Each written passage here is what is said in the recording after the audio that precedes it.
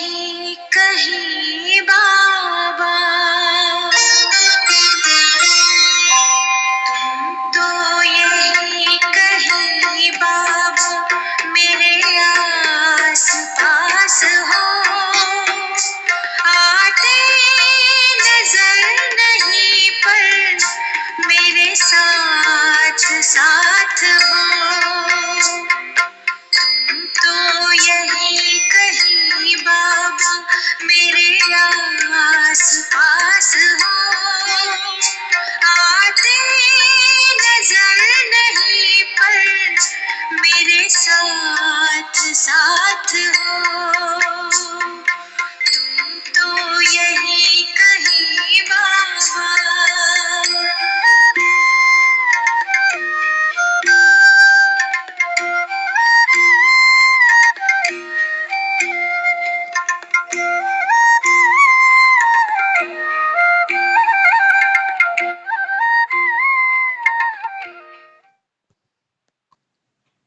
ओम शांति।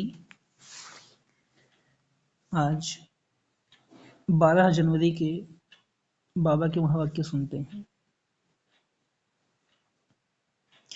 मीठे बच्चे, अपने को आत्मा समझ आत्मा भाई से बात करो, ऐसी दृष्टि पक्की करो तो भूत प्रवेश नहीं करेंगे।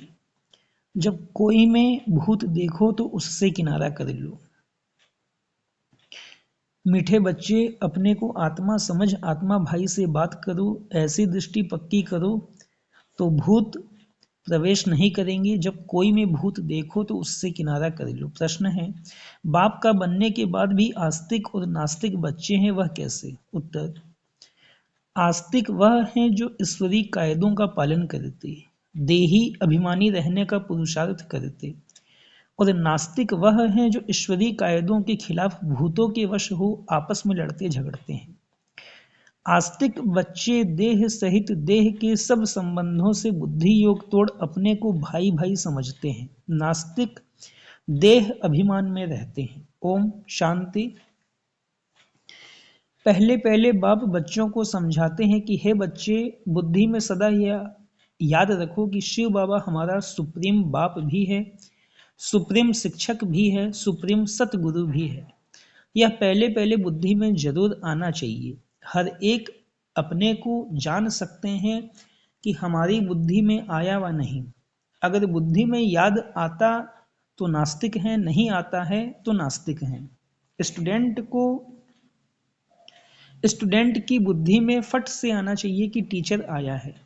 घर में रहते हैं तो वह भूल जाता है। उस रुहाब से बहुत कोई मुश्किल समझते हैं कि हमारा सुप्रीम बाबा आया हुआ है। वह टीचर भी है और वापस ले जाने वाला सतगुरु भी है। याद आने से खुशी का पारा चढ़ेगा, नहीं तो अपने ही दुख दर्द दुनिया की छीछी बातों में भिन्न भिन्न ख्यालात में बैठे रहते हैं। दूसरी बात, बहुत करके बच्चों से पूछते हैं कि विनाश में बाकी कितना समय है। बोलो, यह पूछने की बात नहीं है। पहले तो यह हमको किसने समझाया है उनको जानो। पहले बाप का परिचय दो। आदत पड़ी हुई होगी तो समझाएंगे, नहीं तो भूल जाएंगे। बाप कितना कहते हैं, अपने को आत्मा समझो, दूसरे को आत्मा की दृष्टि से देखो, परंतु वह दृष्टि नहीं ठहरती। रुपए से एक आना भी मुश्किल बैठता, जैसे बुद्धि में ठहरता ही नहीं है। यह कोई बाप श्राप नहीं देते, यह तो बाप समझाते हैं कि ज्ञान बहुत ऊंचा है। राजाई स्थापन होती है, रंक से लेकर राव बनते हैं। राव थोड़े बनते हैं, बाकी रंक नंबरवार होते हैं। लास्ट नंबर वाले की बुद्धि में कभी कोई बात बैठ ना सके तो पहले जब किसको भी समझाते हो तो शिव बाबा का जो 32 गुणों वाला चित्र बनाया है उस पर समझाना चाहिए। उसमें भी लिखा हुआ है, सुप्रीम फादर सुप्रीम टीचर सतगुरु है। पहले जब यह निश्चय होगा कि समझाने वाला सुप्रीम फादर है तो फिर संशय नहीं लाएंगे। बाप बिगर यह स्थापना कोई कर न सके। तुम जब समझाते हो कि यह स्थापना हो रही है तो उन्हों की बुद्धि में यह जरूर आना चाहिए कि इन्हों को समझाने वाला कोई है। कोई मनुष्य मात्र तो ऐसे कह ना सके कि यह राज्य स्थापन हो रहा है। तो पहले पहले बाप का निश्चय पक्का कराना है। हमको परमात्मा बाप पढ़ाते हैं। यह कोई मनुष्य मत नहीं है, यह ईश्वरीय मत है। नई दुनिया तो जरूर बाप द्वारा ही स्थापन होगी। पुरानी दुनिया का विनाश यह भी बाप का ही काम है। यह निश्चय जब तक नहीं होगा तो पूछते ही रहेंगे कि कैसे होता है। इसलिए पहले पहले तो श्रीमत की बात बुद्धि में बिठानी पड़े, तब आगे समझ सके। नहीं तो मनुष्य मत समझ लेते हैं। हर एक मनुष्य की मत अलग है। मनुष्यों की मत एक हो न सके। इस समय तुमको मत देने वाला एक ही है। उनकी श्रीमत पर कायदे से चलना वह भी बड़ा मुश्किल है। बाप कहते हैं देही अभिमानी बनो। ऐसा समझो कि हम भाई भाई से बात करते हैं तो फिर लड़ना झगड़ना कभी हो ना सके। देह अभिमान में आया समझो नास्तिक। देही अभिमानी नहीं है तो वह नास्तिक है। देह अभिमान से बाबा का तात्पर्य है देह भान। देह भान, देह के संबंध, देह के पदार्थ का भान, इस दुनिया का भान। और देही अभिमानी मतलब आत्म अभिमानी, मतलब आत्मा का भान, आत्मा का भान। तो बाबा ने कहा है देह अभिमान को तोड़कर देही अभिमानी बनना है। तो जो देह अभिमान में है, सब कोई देह अभिमान में ही है। देही अभिमानी में कोई विरला है, ना के बराबर। तो जो देह अभिमान में है वो नास्तिक है, जो देही अभिमानी है वो आस्तिक है। तो देही अभिमानी बने तो समझो आस्तिक हैं। देह अभिमान बहुत नुकसानकारक है। जरा भी लड़ते झगड़ते हैं तो समझो नास्तिक हैं। बाप को जानते ही नहीं, क्रोध का भूत है तो नास्तिक ठहरा। बाप के बच्चों में भूत कहाँ से आया, वह आस्तिक नहीं ठहरा। भल कितना भी कहे हमारा बाप में प्यार है, परंतु ईश्वरीय कायदे के खिलाफ बात करते तो उन्हें रावण संप्रदाय का समझना चाहिए। देह अभिमान में है, कोई में भूत देखो व दृष्टि खराब देखो तो हट जाना चाहिए। भूत के आगे खड़ा रहने से भूत की प्रवेशता हो जाएगी। भूत भूत में लड़ पड़ते हैं। भूत आए तो पूरा नास्तिक है। देवताएं तो सर्वगुण संपन्न होते हैं, वह गुण नहीं है तो नास्तिक हैं। नास्तिक वर्षा थोड़े ही लेंगे, जरा भी खामी नहीं होनी चाहिए, नहीं तो बहुत सजा खाकर प्रजा में जाना पड़ेगा। भूत से दूर रहना चाहिए। भूत का सामना किया तो भूत आ जाएगा। भूत से कभी सामना नहीं किया जाता है, उनसे जास्ती बात भी नहीं करनी चाहिए। बाप कहते हैं यह है भूतों की दुनिया। भूत जब तक निकले नहीं है तो सजाएं भी खानी पड़ेंगी, पद भी पा नहीं सकेंगे। लड़ाई तो एक ही है। कोई राव बन जाते हैं, कोई रंक बन जाते हैं। राव की दुनिया थी, अभी रंकों की दुनिया है। सब में भूत है। भूत निकालने का पूरा पुरुषार्थ करना चाहिए। बाबा मुरली में बहुत समझाते हैं, किस्म किस्म के स्वभाव होते हैं, बात मत पूछो। तो प्रदर्शनी आदि में पहले पहले बाप का परिचय देना है। बाप कितना लवली है, वह हमको ऐसा देवता बनाते हैं। गायन भी है, मनुष्य से देवता किए करत न लागी वार। मतलब कि देवता से मनुष्य बनने में पूरे 5000 साल लगते हैं। देवता से मनुष्य बनने में पहले जन्म से लेके 84 जन्म। और मनुष्य से देवता किए करत न लागी वार, मतलब मनुष्य से देवता, देवता जो होंगे वो भी मनुष्य होंगे, लेकिन वो देवी गुणों वाले सर्वगुण संपन्न होंगे। और जो अभी के मनुष्य हैं उनमें कोई गुण नहीं है। तो मनुष्य से देवता 1 सेकंड में बनते। देवताएं थे सतयुग में तो जरूर उनसे पहले कलयुग था। यह सृष्टि चक्र का ज्ञान भी तुम बच्चों की बुद्धि में अब है, वहां यह ज्ञान इन देवताओं में नहीं रहेगा। अब तुम नॉलेजफुल बनते हो, फिर पद मिल गया तो नॉलेज की दरकार नहीं। यह है बेहद का बाप, जिससे 21 पीढ़ी तुमको स्वर्ग का वर्षा मिलता है। तो ऐसे बाप को कितना याद करना चाहिए। बाबा सदैव समझाते हैं कि हमेशा समझो कि शिव बाबा हमको समझा रहे हैं, शिव बाबा इस रथ द्वारा, ब्रह्मा बाबा द्वारा हमको पढ़ा रहे हैं, हमको पढ़ा रहे हैं। वह हमारा बाप टीचर गुरु है। कौन? निराकार शिव। यह है बेहद की पढ़ाई। तुम समझते हो पहले हम तुच्छ बुद्धि थे। इस कॉलेज का कोई को जरा भी पता नहीं है, इसलिए समझाने के समय अच्छी तरह से घोट घोट कर समझाओ। श्री कृष्ण की तो बात ही नहीं, बाप ने समझाया है श्री कृष्ण का कोई चरित्र है ही नहीं सिवाय शिव बाबा के। ब्रह्मा विष्णु शंकर के भी चरित्र हो ना सके। चरित्र है ही एक का जो मनुष्य से देवता बनाते हैं, विश्व को हेवन बनाते हैं। हेवन मतलब स्वर्ग, मतलब सतयुग। तुम उस बाप की श्रीमत पर चलते हो, बाप के मददगार हो। बाप नहीं होता तो तुम कुछ भी कर नहीं सकते। तुम अभी बर्थ नॉट ए पेनी से बर्थ पाउंड बन रहे हो। अब नंबरवार पुरुषार्थ अनुसार तुम सब जान गए हो। तो पहले पहले है बाप का परिचय।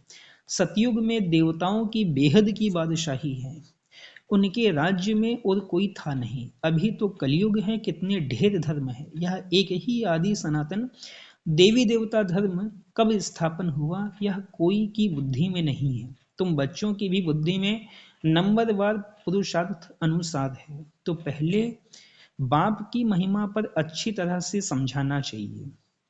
हम जानते हैं जरूर बाप से हमको पहचान मिली है। बाप कहते हैं सर्व का सदगति दाता भी मैं हूँ। कल्प कल्प मैं तुम बच्चों को राय देता हूँ कि अपने को आत्मा समझो और मुझे याद करो, तो आत्मा पतित से पावन बन जाएगी। आत्म अभिमानी भव। दूसरे को भी आत्मा समझने से तुम्हारी क्रिमिनल आई नहीं होगी। पहला तो मुरली का पूरा सार ही है अपने आप को आत्मा समझना। इसी बात को घोटना है और कोई पुरुषार्थ नहीं करना। बस यही पुरुषार्थ में लग जाना है कि मैं आत्मा हूं, मैं आत्मा हूं, मैं आत्मा हूं। ये मुंह से नहीं घोटना है, ये आत्मा से अनुभव करना है। यही आत्मिक स्थिति बनानी है। और उसके बाद आत्मा का भान जितना पक्का होता जाएगा, अपने को हम जितना आत्मा समझते जाएंगे, तो फिर हम दूसरे को देखेंगे तो उसके शरीर की तरफ अपनी दृष्टि, अपनी वृत्ति नहीं जाएगी। अपन उसको आत्मा ही देखेंगे। यही है आत्मिक दृष्टि। दूसरे को भी आत्मा समझने से तुम्हारी क्रिमिनल आई नहीं होगी। आत्मा ही शरीर द्वारा कर्म करती है। हम आत्मा है, यह आत्मा है, यह पक्का करना है। तुम जानते हो पहले पहले हम 100% पावन थे, फिर पतित बने। आत्मा ही बुलाती है कि बाबा आओ। आत्मा का अभिमान पक्का रहना चाहिए और संबंध सब भूल जाने चाहिए। हम आत्मा स्वीट होम में रहने वाली हैं, यहाँ पार्ट बजाने आए हैं। यह भी तुम बच्चे ही समझते हो। तुम्हारे में भी नंबरवार हैं जिनको याद रहती है। भगवान पढ़ाते हैं, कितनी खुशी रहनी चाहिए। भगवान हमारा बाप भी है, टीचर भी है, सतगुरु भी है। तुम कहेंगे हम उनके सिवाय और कोई को याद नहीं करते। बाप कहते हैं देह सहित देह के सभी संबंध तोड़ मामेकम याद करो। तुम सब ब्रदर्स हो, कोई मानते हैं कोई नहीं मानते हैं, तो समझो नास्तिक हैं। हम शिव बाबा के बच्चे हैं तो पावन होने चाहिए। बाप को बुलाते ही हैं, बाबा आकर हमको पावन विश्व का मालिक बनाओ। सतयुग में तो पावन होने की बात ही नहीं है। पहले तो यह समझो कि यह शिव बाबा है, इनसे नई दुनिया स्थापन होती है। अगर पूछे कि विनाश कब होगा तो बोलो पहले अल्फ को समझो। अल्फ मतलब अल्लाह, अल्लाह मतलब निराकार शिव बाबा। अल्फ को नहीं समझा तो पीछे की बात बुद्धि में कैसे आएगी। हम सत्य बाप के बच्चे सत्य बोलते हैं। हम कोई मनुष्य के बच्चे नहीं हैं, हम शिव बाबा के बच्चे हैं। भगवान उवाच।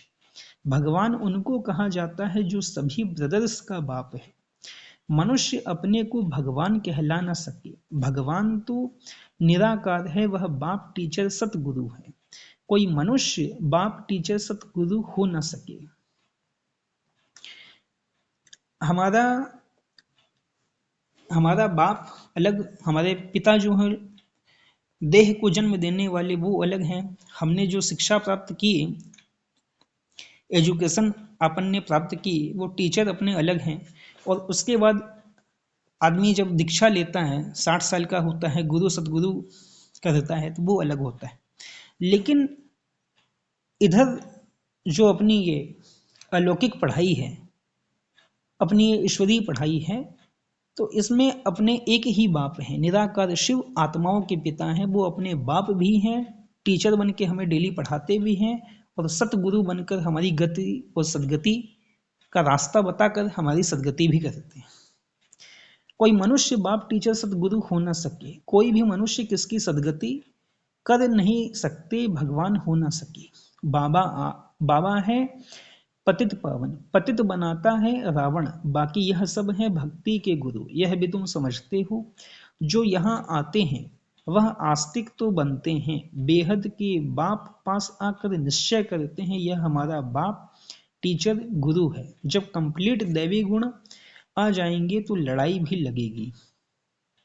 जब कंप्लीट देवी गुण आ जाएंगे तो लड़ाई भी लगेगी। समय अनुसार तुम खुद समझेंगे कि अब कर्मातीत अवस्था को पहुंच रहे हैं। अभी कर्मातीत अवस्था हुई कहाँ है, अभी बहुत काम है, बहुतों को पैगाम देना है। बाप से वर्षा लेने का तो सबको हक है। अब तो लड़ाई जोर से होगी, फिर यह हॉस्पिटल डॉक्टर आदि कुछ नहीं रहेंगे। बाप बच्चों के सन्मुख समझा रहे हैं कि तुम आत्माएं 84 जन्म शरीर धारण कर अपना पार्ट बजाती हो, किसी के 70-80 जन्म भी होंगे। अभी जाना तो सबको है, विनाश होना ही है। अपवित्र आत्मा जा ना सके। पावन होने लिए बाप को जरूर याद करना है, पावन होने लिए बाप को जरूर याद करना है। मेहनत है, 21 जन्मों के लिए स्वर्गवासी बनना है, कोई कम बात है क्या? मनुष्य तो कह देते फलाना स्वर्गवासी हुआ। अरे स्वर्ग है कहाँ, कुछ भी समझते नहीं। तुम बच्चों को बड़ी खुशी रहनी चाहिए कि भगवान हमको पढ़ाते हैं, विश्व का मालिक बनाते हैं। खुशी एक होती है स्थायी, दूसरी होती है अल्पकाल की। पढ़ेंगे पढ़ाएंगे नहीं तो खुशी क्या होगी? आसुरी गुणों को भगाना है।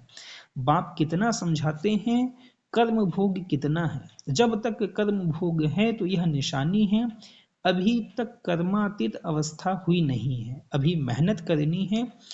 कोई भी माया के तूफान न आए। बच्चों को यह निश्चय है कि बाप ने हमको अनेक बार मनुष्य से देवता बनाया है। यह बुद्धि में आए तो भी अहो सौभाग्य। यह बेहद का बड़ा स्कूल है, वह होता है हद का छोटा। बाप को तो बहुत तरस पड़ता है, कैसे समझाऊं? कोई से तो अब तक भी भूत निकले नहीं हैं, दिल पर चढ़ने बदले गिर पड़ते हैं। कई बच्चियां तो तैयार हो रही हैं अनेकों का कल्याण करने के लिए। अच्छा, मीठे मीठे सिकिलधे बच्चों प्रति माता पिता बाप दादा का याद प्यार और गुड मॉर्निंग।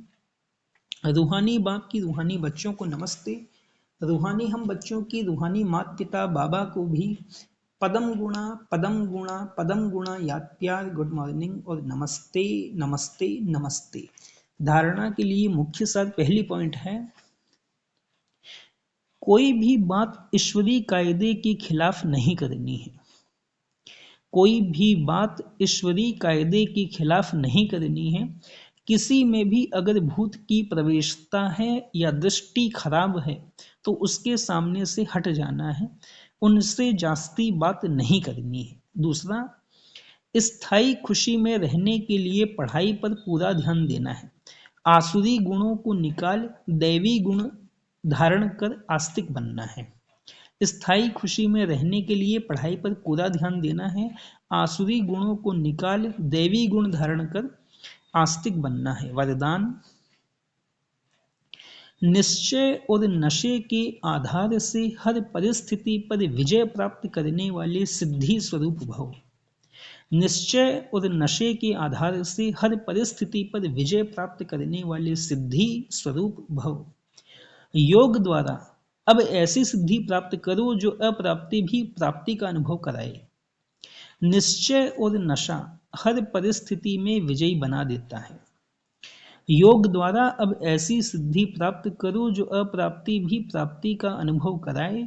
निश्चय और नशा हर परिस्थिति में विजय बना देता है। आगे चलकर ऐसे पेपर भी आएंगे जो सूखी रोटी भी खानी पड़ेगी, लेकिन निश्चय, नशा और योग के सिद्धि की शक्ति सूखी रोटी को भी नर्म बना देगी, परेशान नहीं करेगी।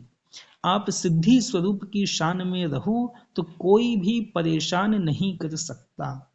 कोई भी साधन है तो आराम से यूज करो, लेकिन समय पर धोखा न दे, यह चेक करो। स्लोगन: निमित्त बन यथार्थ पार्ट बजाओ तो सर्व के सहयोग की मदद मिलती रहेगी। निमित्त बन यथार्थ पार्ट बजाओ तो सर्व के सहयोग की मदद मिलती रहेगी। अव्यक्ति साइलेंस द्वारा डबल लाइट फरिश्ता स्थिति का अनुभव करो। आज 12 जनवरी की पॉइंट है। किसी भी कार्य में नवीनता की इन्वेंशन के लिए एकाग्रता की आवश्यकता होती है। चाहे लौकिक दुनिया की इन्वेंशन हो, चाहे आध्यात्मिक इन्वेंशन हो, एकाग्रता अर्थात एक ही संकल्प में टिक जाना, एक ही लगन में मगन हो जाना, अपनी शांत स्वरूप स्थिति में स्थित हो जाना, इससे बुद्धि का भटकना सहज ही छूट जाएगा। देह और देह की दुनिया सहज भूल जाएगी और डबल लाइट फरिश्ता स्थिति का अनुभव होने लगेगा। अच्छा, ओम शांति।